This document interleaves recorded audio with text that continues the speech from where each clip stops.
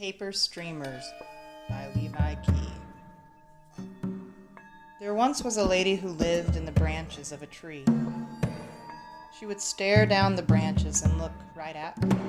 As I passed down the path that led to the pond, she shifted through the branches and watched as I watched the koi, great and small, swirling in the water.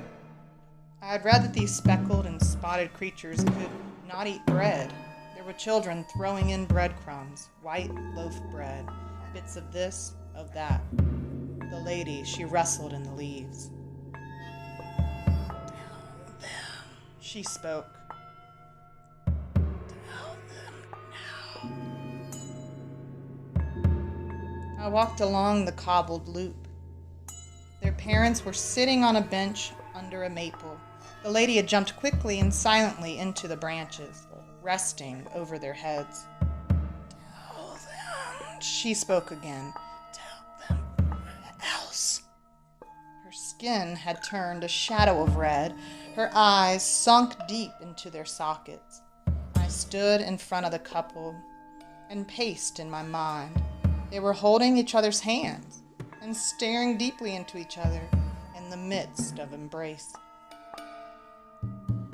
Excuse me, I scratched out, almost a whisper, a cough. I began to clear my throat and sneezed. The man, mid-30s, broke contact with his wife and pushed out his chest, hands on thighs. What is it?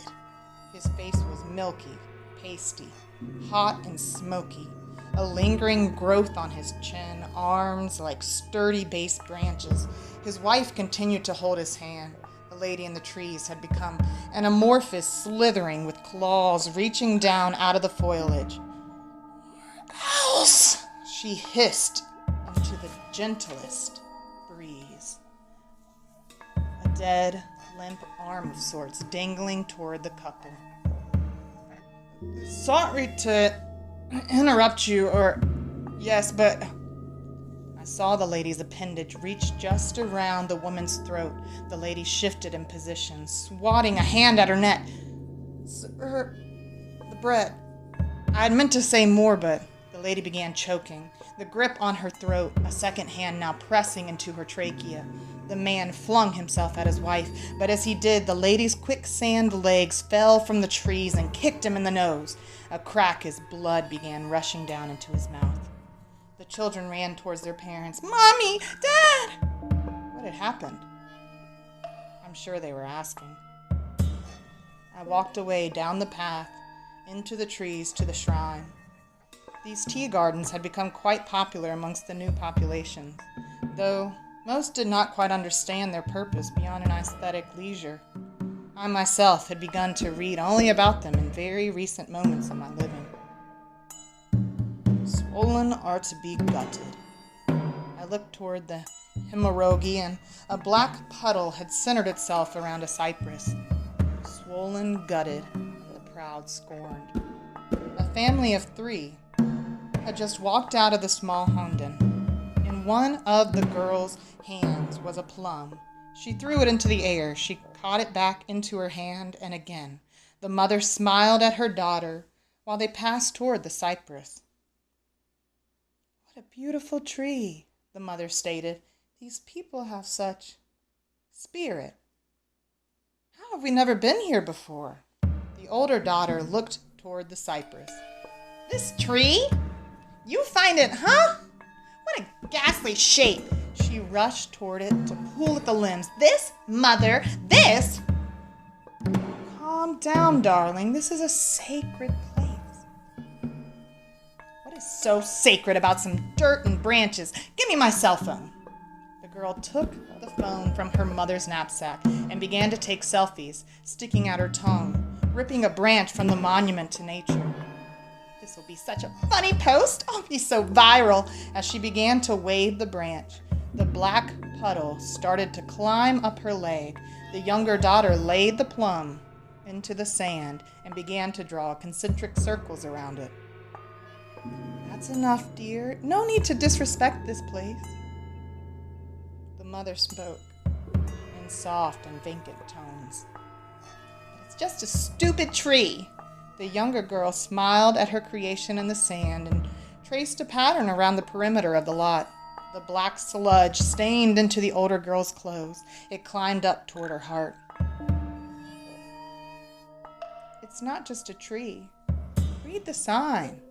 The girl went to kick the sign. The younger one finished her perimeter. The mother turned away.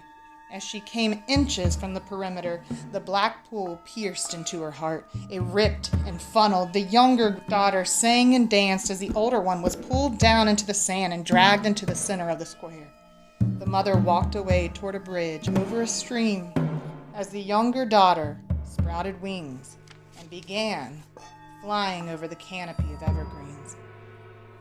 When will they learn, these fools of mud?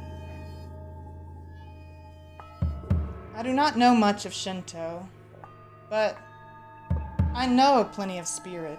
The mother's recitations echo through my mind as I turn a corner toward the southwest entrance of the garden. A small squirrel climbs up to my shoulder. It waits for me to acknowledge it. I turn my head to meet its pebbly eyes. "And you, sir?" A token. In its hand is a small wooden disc, hardly the size of a penny. I do not want to take it, but I feel there is no stopping the moment of transaction. Thank you, dear friend." He lets out a chirp as I take the item from his small paws. The wood is smooth, perfectly whittled. On one side is nothing, but when I turn it over, an image of a young male winking. The squirrel jumps into one of the cypresses, and I walk under one of the arches, not turning back. I place the token into the hand of an elderly woman, making her way toward the garden. "Here, a small gift to offer to the kami." I walk on down to the bus stop, pull out my cell phone, and call my brother. "Hey, Ben, I think it's time we meet. Mom needs someone these days." The wind picks up, creating dust through the alleyways. A street vendor runs to catch his umbrella. The koi in the pond circle deep in the water, and I catch the 2:40 bus downtown.